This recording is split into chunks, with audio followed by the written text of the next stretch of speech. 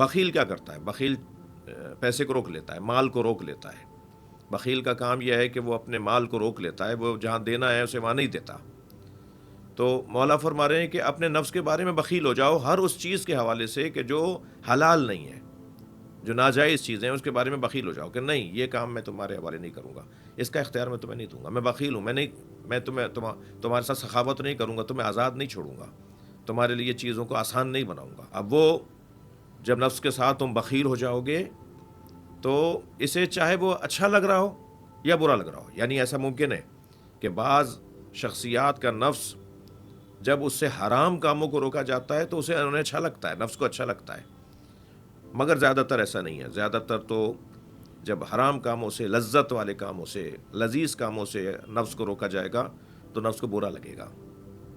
میں ایک مرتبہ پھر دہراتا ہوں، فرماتے ہیں فم لکھ ہوا کا و شوہاب نفسک، اے مالک اپنی خواہشات کو روک کر رکھو،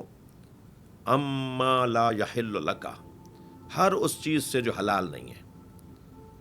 فإن الشح بالنفس، اور نفس کے بارے میں